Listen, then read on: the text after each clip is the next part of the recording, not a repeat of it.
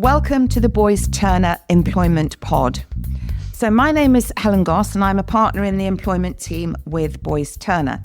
We, as you know, do regular podcasts and we look at new cases, legislation, or matters that come across our desk that we think that you're going to be interested in. So we act for a large range of clients, from global corporates to small startups and pretty much everything in between. At the moment, we're seeing quite a lot of movement in the SME market, with smaller companies gearing up for sale to get them to the next level of growth and investment. So that pretty much means a period of getting match fit in all sorts of areas. But today and in our next pod, we're going to be looking at things that companies that are planning to sell and also companies looking to buy need to do from a people perspective. On that point, I am very lucky indeed to have with us today Rebecca Wilmington. Becca has an HR consultancy called HR Central. And Becca, we've been working together, I worked out, for about 15 years. So welcome. Thank you. Goodness, is it that long? Yes, it is, because your boys were quite little when we first started working together. The benefit of us working together is that we know what to do and we know how the other one works. And as trusted advisors to clients, that's a really brilliant combination. Becca, do you want to give us a bit of information about your team and HR Central? Yes, thank you. We're a boutique consultancy. We're based in Goring-on-Thames. There's 4 of us. We have 2 naughty whippets that also attend the office, but there's basically 4 of us, 3 consultants and an ops manager. And we deal with the whole of the employee life cycle, from recruitment all the way through to termination and everything in between. So employee engagement, management training, grievances, disciplinaries, anything employee related, really. Brilliant. Thank you. As I said, we're seeing an awful lot of movement in the SME market. And I think that that's an area that we can really help businesses monetize their offering and add real value. So we're going to talk about that today. So our corporate team here at Boyce Turner has launched an audit guide for businesses that have sale in mind over the next, whether it's 5, 3, 1 years. And it's pretty much aimed specifically for the SME market. We've got lots of examples of companies that have been through this process, and this pod is really part of a series of events on that subject.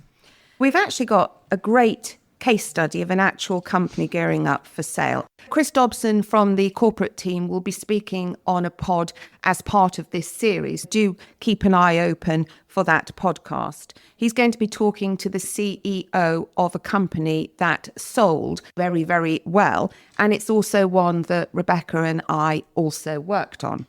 Becca, you've got a great analogy that we talked about the other day about getting a business ready for sale. I think it's the same sort of process that you'd go through selling a house. You wouldn't put a house on the market if you hadn't painted the walls and made sure that the rising damp was sorted. And I think it's the same with a business sale.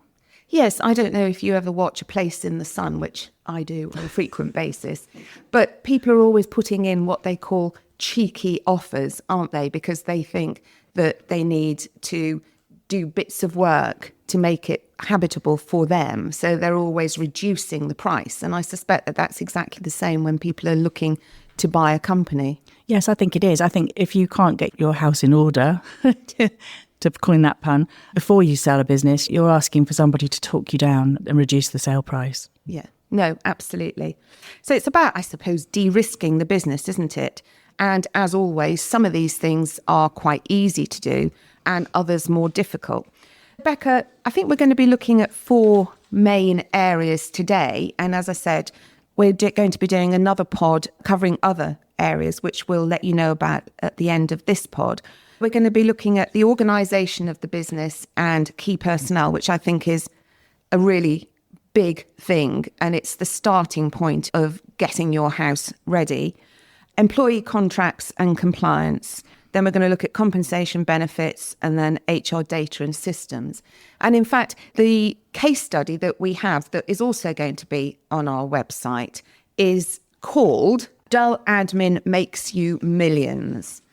And I think it's quite an interesting title because actually I didn't find the whole process dull and boring, did you? No, not at all. It was really interesting. So let's start at the beginning. So organisational structure. What are we looking for there, Becca? I think we're looking for structure within the business in relation to who reports to who, and to make sure that it makes sense for the business, not necessarily for the individuals that were employed within the business. So there has to be a proper structure with good reporting lines and proper job descriptions so that everything can be mapped, and ensure that people are doing the jobs that you think they are doing as well. Because I think there's a lot of legacy things that happen over a period of time. It's so funny you say that, because when we're doing, for example, redundancy programs, very often people are not doing the actual job as per their job description, that over a period of time their jobs have evolved, and actually they're doing something quite different to their original job description from when they first came into the business.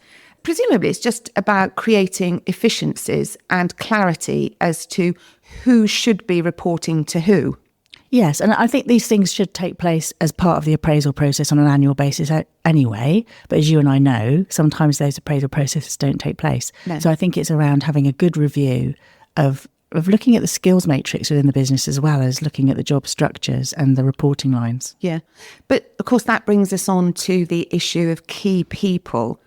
And that's such a massive subject, isn't it? Because we need to know, who are the key people? Why are they the key people? What is it that we want to retain, and how do we do that? How would you approach that? I think there needs to be a really in-depth review of that, because there's always an assumption that the senior people within the business are the key people. But actually, if you have somebody that has worked on a technical project and technically within the business for 20 odd years, they've got a lot of IP, they've got a lot of knowledge. And those are the people that the potential buyers will want to retain within the business. So it's really understanding your people and where that knowledge base sits. And I suppose there's always that very awkward situation where the people who think they're the key people may not actually be the key people. And so that potentially will require a very difficult conversation.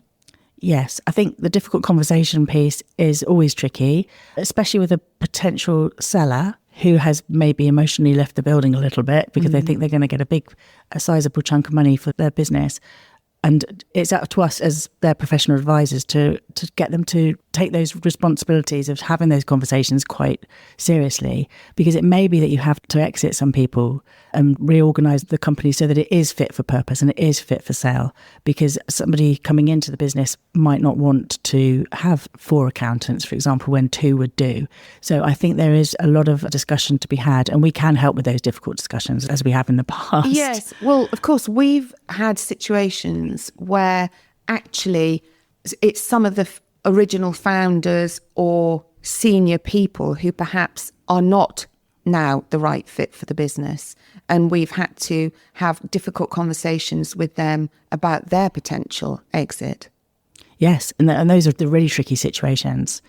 But I think it's not what you do, it's how you do it. And I think if you do it with sensitivity and you set out why those difficult conversations have to take place, it's all about planning and the evidence to support those difficult conversations that's essential. Presumably, your being there on the ground really helps those conversations. Yes, and sometimes you have to ensure that they're documented always, but sometimes just writing scripts or being there to answer those difficult conversations, and an external third party is always useful, I think, in relation to small businesses, because a lot of the businesses that we may be involved in selling are SMEs. You know, they're family owned. There may be other undertones that we need to get to grips with in relation to family discussions as well. Yes, because when you're setting up a business, it's blood, sweat and tears, isn't it? You put your heart and soul into it.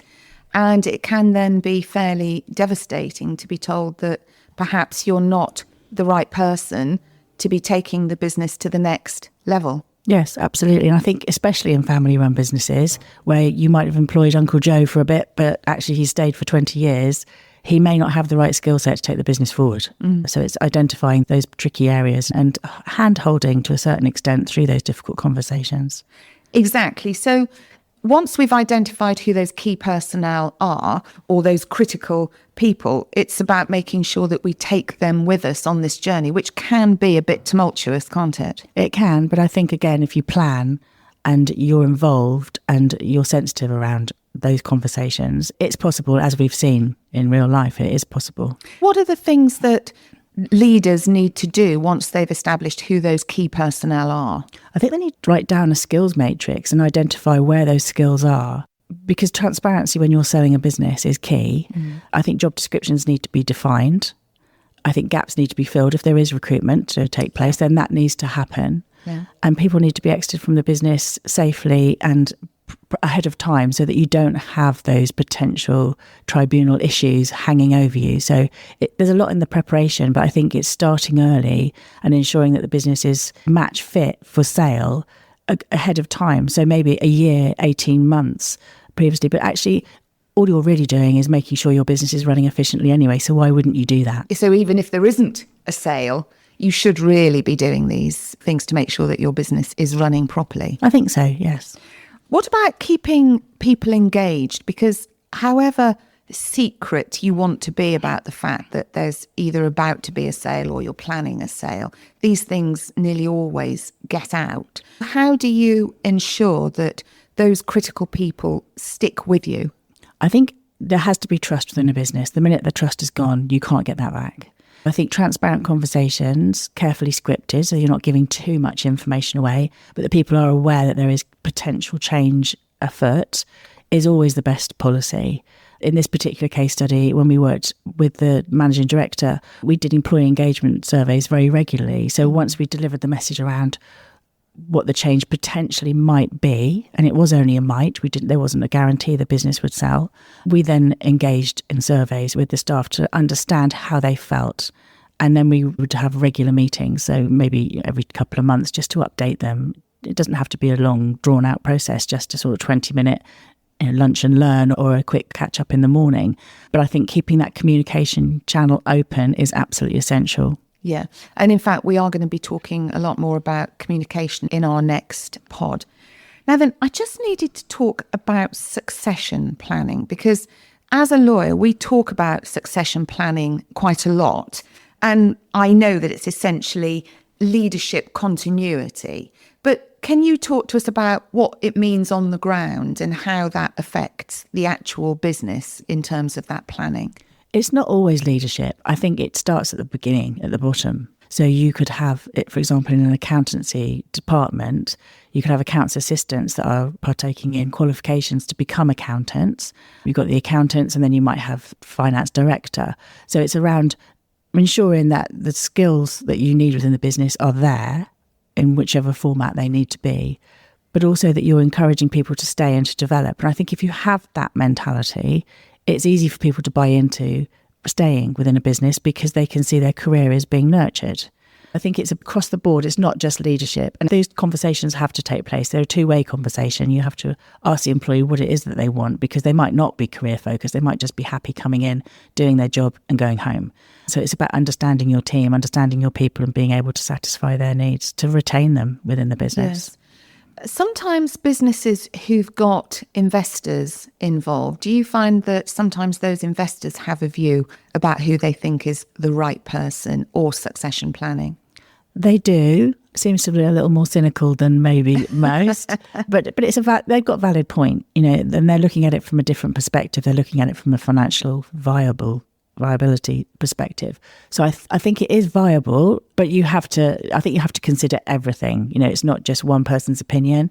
I think there is a lot that goes into those succession planning type discussions, but it's important to document the output from those kind of conversations too. And of course, you're speaking my language now, because as a lawyer, we always want a paper trail around these discussions. And that's part of the compliance that you should have in your business in any case, when you're doing appraisals, when you're having difficult conversations, when you're having important conversations about job descriptions, etc. Document those conversations. Absolutely. And I think that was one of the things that won through with the due diligence for this particular sale, because we were able to demonstrate that those appraisal conversations had taken place over a number of years regularly and were documented. The output was there for everybody to see, including any grievances and disciplinaries as well. So everything was there, laid bare for everybody to see if they wanted to purchase the business. Yes, and I suppose there is also, when the business is focused on a sale and potentially large sums of money are almost within touching distance,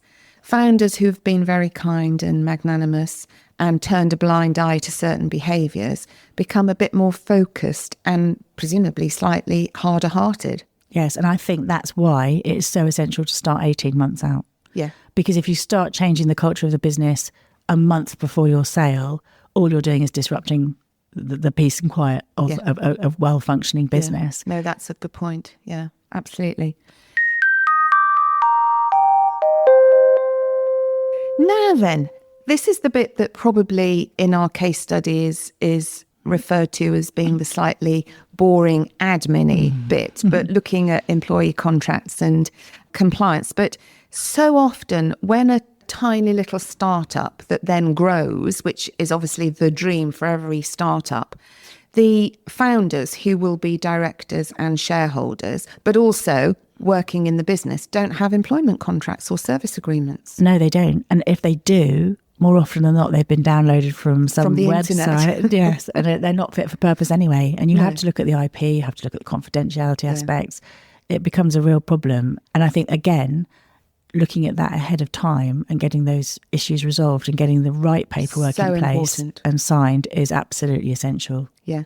No, we see it all the time. And they don't want to spend the money at the very beginning, which I completely understand, because when you're counting every single penny when you're starting up a business, but it's potentially a false economy because there is inevitably movement in and out of that leadership team as the business grows, even slightly, because the people potentially there to build a business may not be the right people to lead it to the next level. And of course, if you don't have contracts, then there are issues around confidentiality, IP, very particularly, as you mentioned, but also restrictive covenants, those people going on to another business in competition with you. I think also a lot of SMEs start out as either friendships or they're family businesses. And I hear so many times, well, we're friends, it's all great, it'll be fine, there won't be any fallout. And I always say to my clients, you should prepare for divorce, not for marriage, because actually those relationships can change very quickly and turn sour very quickly. Yes. And you need to have that contractual paperwork to rely on to either exit somebody fairly or to understand what you can and can't do. Yes. And also, I mean, Chris will talk about this from a corporate compliance perspective, but you need the Articles of Association, you need shareholders' agreements. These are all really, really important documents to have when you're setting up a company, because it becomes the rule book for what happens in the future when you want to bring in new people, when you want to exit people, what happens to their shareholdings, their directorships, let alone the employment relationship. So we've established, Becca, that everybody needs a contract. But of course, it's a bit obvious that it should be signed and dated. So often we get given contracts that they think is the contract that was signed, but they're not entirely sure because they haven't got a signed or dated contract.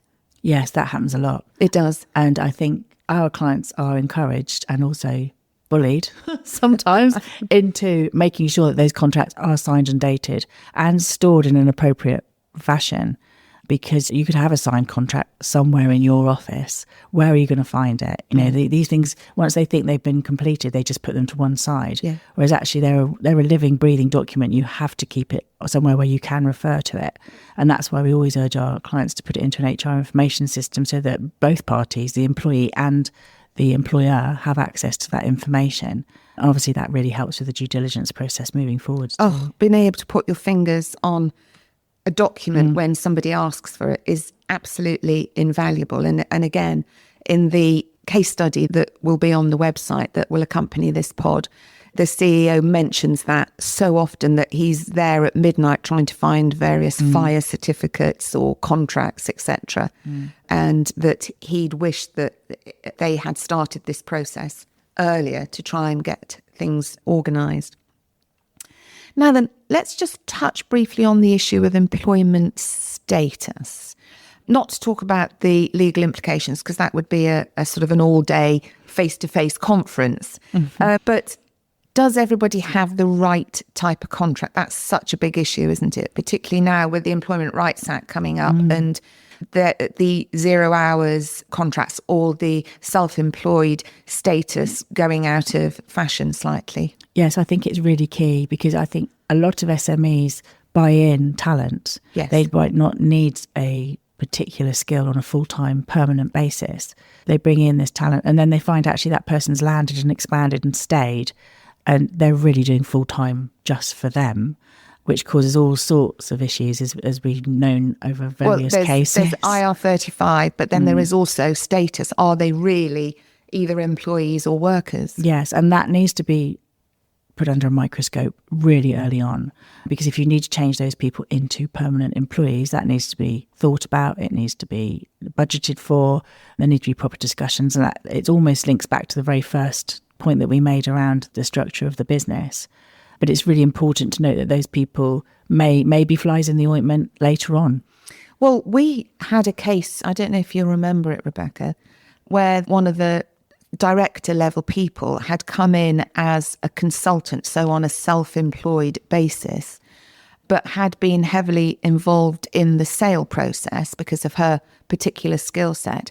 And then at the crucial moment argued that she was an employee and was then entitled to equity in the business as a consequence. Yeah, I do remember that case. Yeah. It was painful. It was painful. I think, again, although I understand the client did try to talk to her about permanent employment, you have to cut the cord eventually. And if they won't conform to how the business needs to run, you need to change that person out for something that's going to work for the business. But that's, as we said earlier, it's about looking and seeing what should your business look like, what should the organisation look like, the organogram, etc.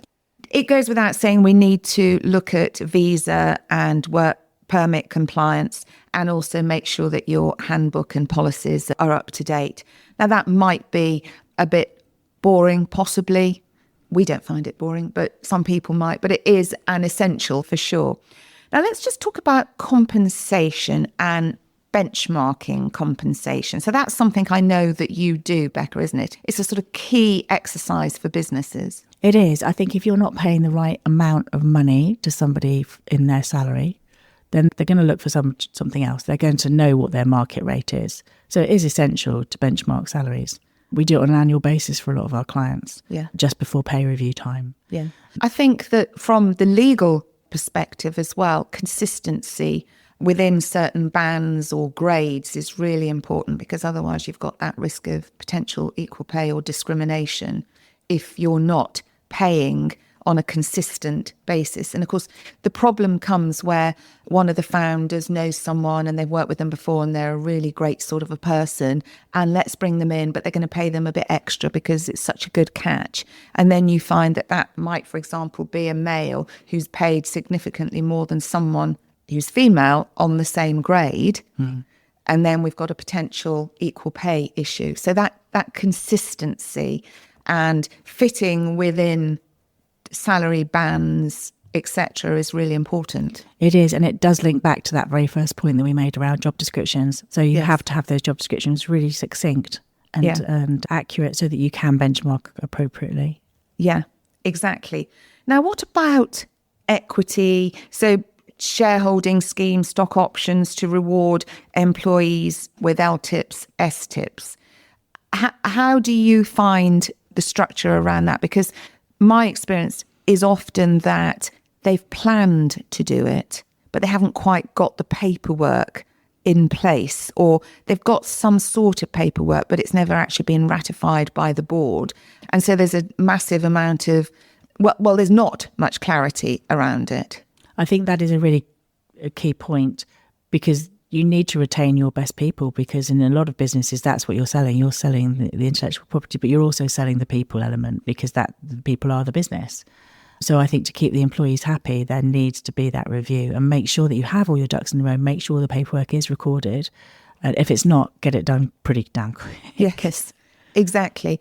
And of course, giving people a stake sort of ties them to you, which in lots of instances is a good thing. But of course, if it's a person that you're planning to exit, is not such a good thing, because perhaps the wrong people are determined to stay if they consider that there's some sort of event coming where they're going to get some money. Yes, I think it goes back to drafting them properly and ensuring that everybody's very clear on what's going to happen to the business and those payouts as and when they do occur. Yeah, exactly. Right, Becca. So I think we've established that there is a lot of admin involved, but it's not boring admin. It's actually quite exciting when you think about what the potential results are. And in our case study, which is a case study of a real event, the company was valued at X. And then when it was sold less than 3 years later for nearly 5 times that amount, because the business had gone through this process and meticulously worked on making themselves sale match ready.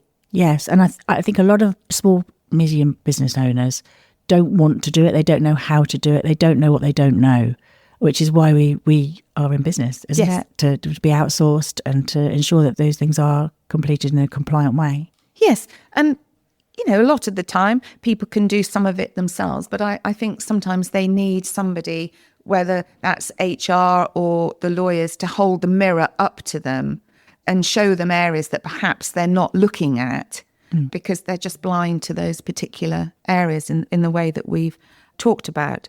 So the next pod, Becca, that we're going to be talking about will be quite a big subject of culture, engagement, communication, the legal risks, considerations post-sale, which again can be quite big things. Yes. So whether you're selling part of a business or whether you're buying in a business, so that integration bit. So that's quite a big subject for our next pod.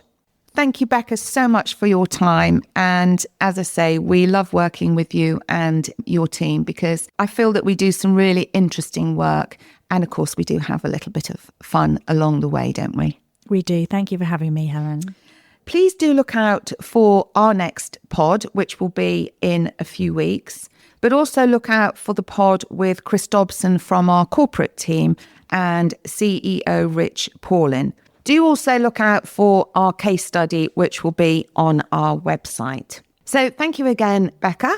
And actually, before you leave the building, I have got an issue of a company that's looking to sell. If I can just have 5 minutes before you leave the building, that would be fab. Of course. Thanks for listening, everybody. If you're interested in checking out more episodes in this series, do go to the Boys Turner website. You can also follow us wherever you listen to your podcasts. Goodbye.